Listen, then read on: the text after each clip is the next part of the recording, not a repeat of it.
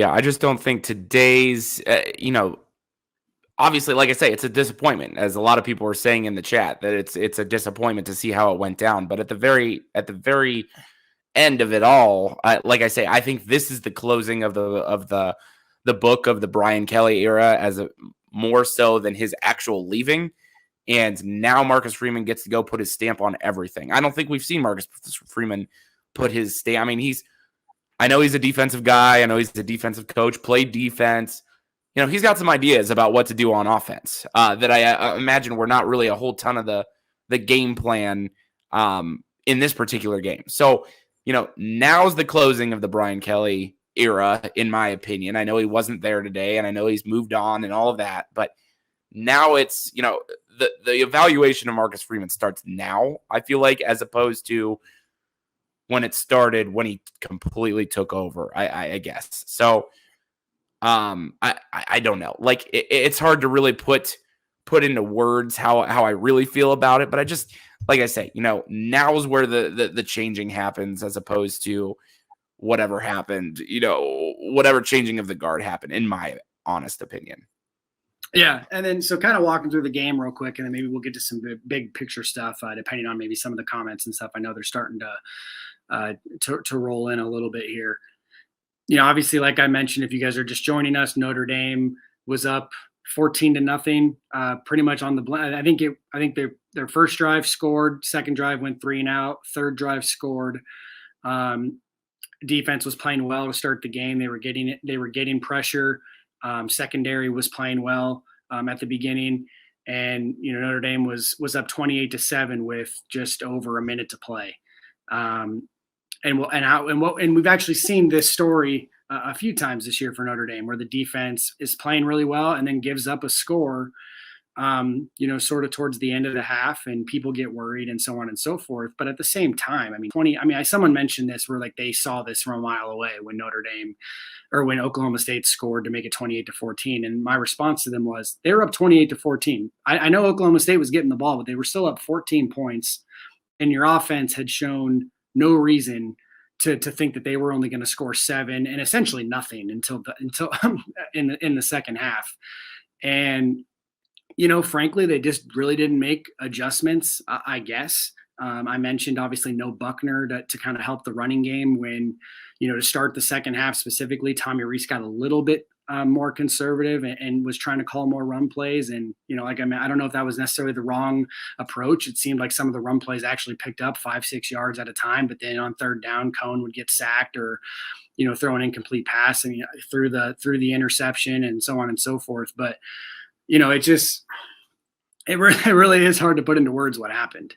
At first I wanted to put more of the blame, on the defense, because you can't give up, 24 unanswered points or something close to that.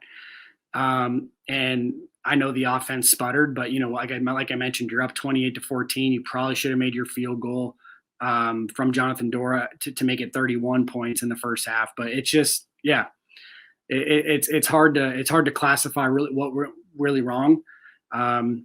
But Clarence Lewis didn't have his best game in a Notre Dame uniform. I hate it for him, only because I think that he's going to get a lot of hate on social media, which is just really unfair to a college athlete. I don't think the Notre Dame coaching staff really really put him in position to succeed as well. Left him out on an island multiple times, and I understand you can't do that. Or you can't say, hey, we're going to give you help over the top every single play, because then you expose other parts of your defense as well. But at the same time, essentially the last play of the game for him, before, I think that was right before the Spencer Sanders field goal, or right. I forgot if it was the last field goal attempt by Oklahoma State, or if it was right before the Spencer Sanders fumble, where he got beat over the top again, and probably should have been called for pass interference as well, but it didn't happen. So, yeah, I'm not exactly sure what I would have done differently for Notre Dame. It just seemed like, kind of went off the hinges there, and they didn't really have an answer for it. Well, I think for me, you've kind of said it a couple times, and I feel the same way that, I don't know exactly where to narrow down and pinpoint like one thing that went wrong.